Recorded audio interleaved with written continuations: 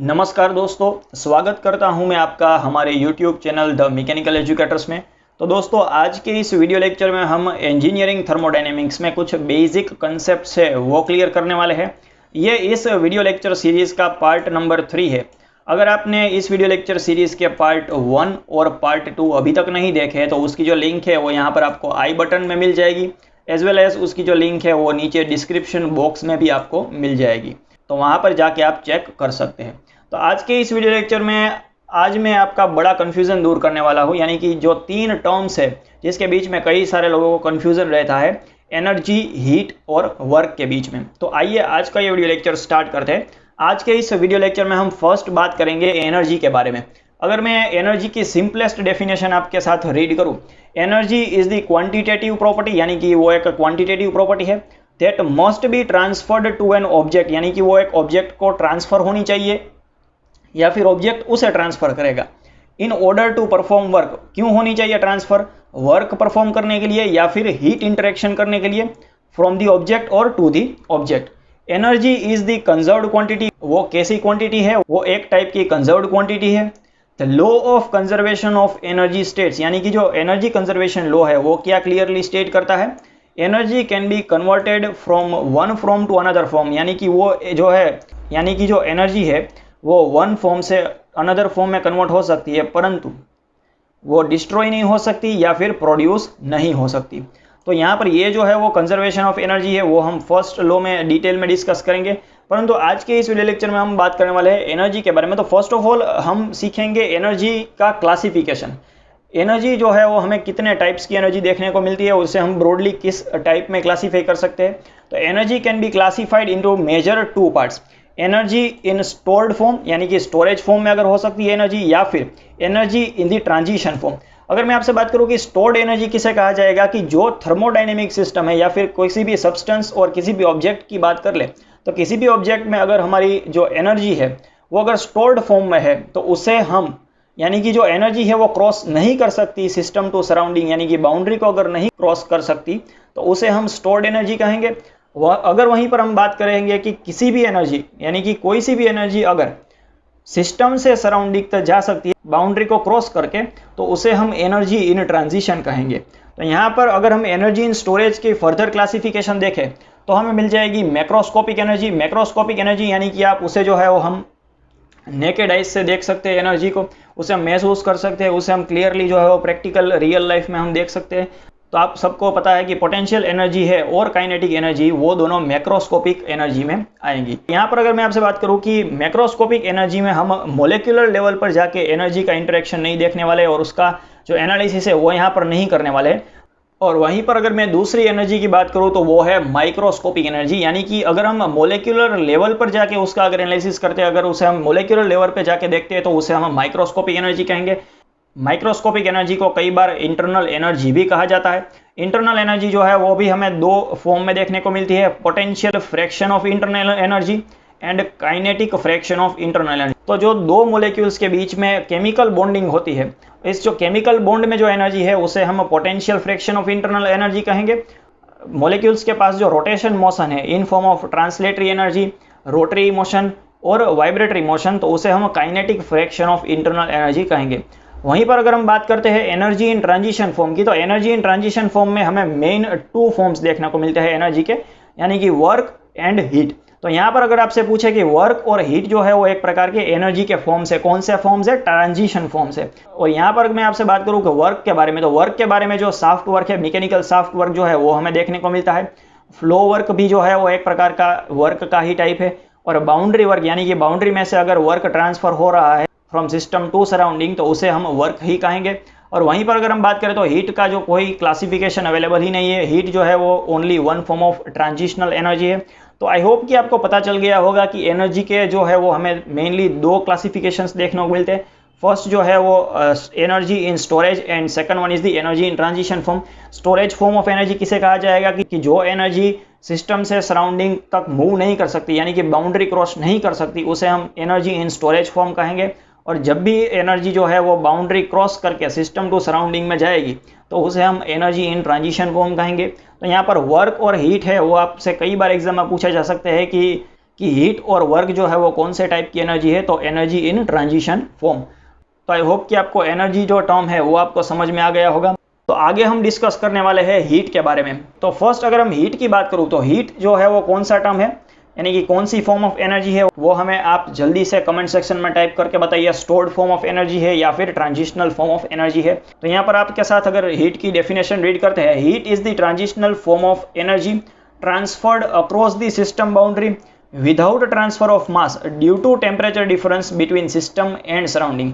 यानी कि हीट जो है वो एक ट्रांजिशनल फॉर्म ऑफ एनर्जी है जो सिस्टम से सराउंडिंग तक जाएगी बाउंड्री को क्रॉस करके, और वहां पर जो है वो मास का ट्रांसफर नहीं होगा फ्रॉम सिस्टम टू सराउंडिंग। ये आपको बात खास याद रखनी है कि हीट जो है वो टेम्परेचर ग्रेडियंट यानी कि टेम्परेचर डिफरेंस के द्वारा जो है वो टेम्परेचर डिफरेंस के द्वारा ही हमें देखने को मिलेगी सिस्टम टू सराउंडिंग में मूव होती हुई या फिर सराउंडिंग टू सिस्टम में।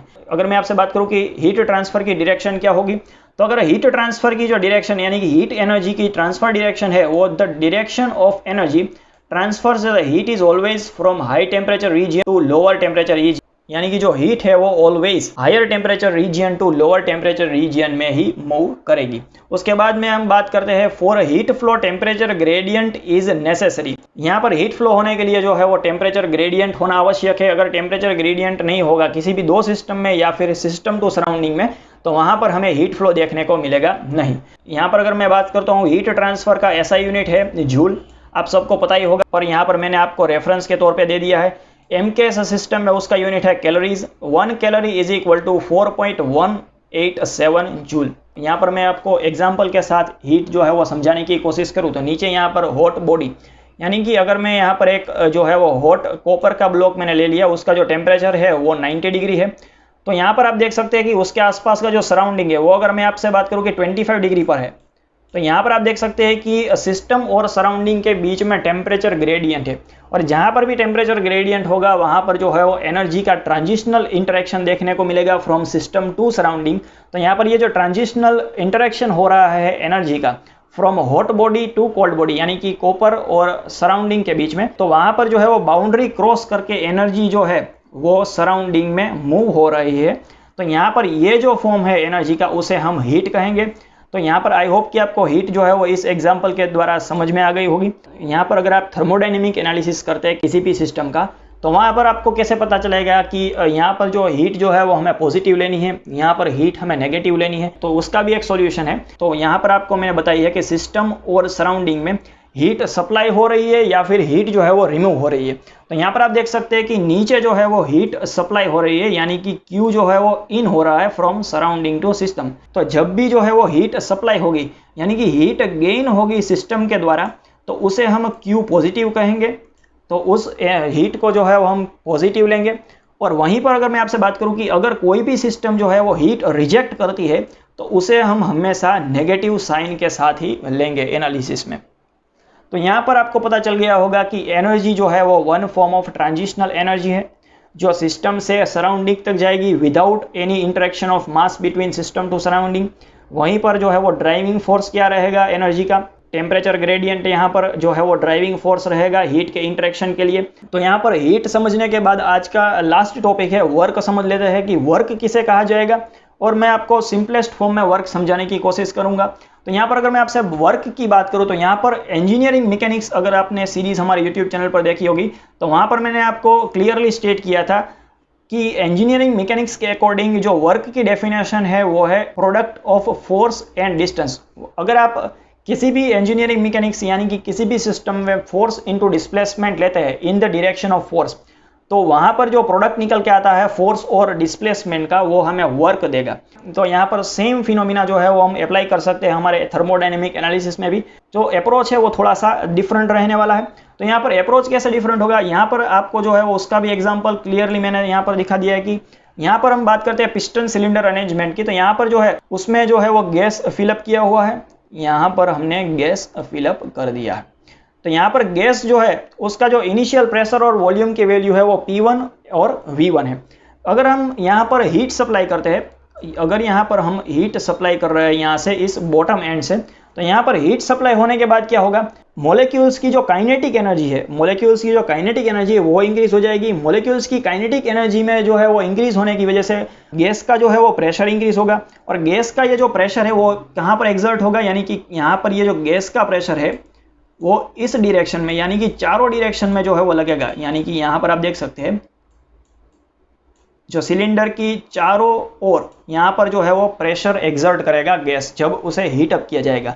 तो यहाँ पर आप देख सकते हैं कि यहाँ पर जो बाउंड्री 1, 2 और 3 जो है वो कौन सी है, फिक्स्ड बाउंड्री है। परंतु यहाँ पर हम अगर बात करें कि यहाँ पर जो 1 नंबर की जो बाउंड्री यानी कि पिस्टन जो है हमारा मूवेबल है, तो क्या करेगा, ये जो प्रेशर है वो एग्जर्ट होगा 1 नंबर की बाउंड्री पर यानी कि पिस्टन पर। तो यहाँ पर ये जो पिस्टन है वो 1 से लेके 2 तक जाएगा, यानी कि उसकी जो पोजीशन है वो चेंज हो जाएगी 1 से 2 तक।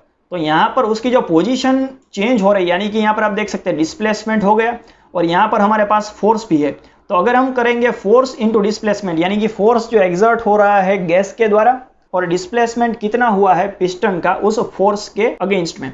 तो यहाँ पर मैं आपसे बात करूँ कि सिंपल इक्वेशन की अगर बात करें तो dW is equal to F into D L, यानी कि फोर्स इंटू डिस्प्लेसमेंट। यहाँ पर ये जो डिस्प्लेसमेंट हो रहा है उसे हम DL कहेंगे, स्मॉल dl।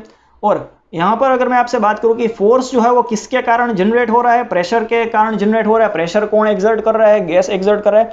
तो यहाँ पर फोर्स इज इक्वल टू, आप सबको पता ही है कि force is equal to pressure into area, okay, pressure into normal area. तो यहाँ पर pressure into area into DL, यहाँ पर अगर आप एरिया इंटू डीएल करेंगे तो वो कन्वर्ट हो जाएगा वॉल्यूम में। तो यहाँ पर प्रेशर जो है वो ऐसा का ऐसा ही रहेगा, और ए इंटू डी एल जो है वो मर्ज होके हमें एक नई क्वांटिटी देगा dV, यानी कि चेंज इन दी वॉल्यूम। तो यहाँ पर आप देख सकते हैं कि यहाँ पर ये जो पोर्शन है, ये जो वॉल्यूम है उसमें चेंज हो रहा है।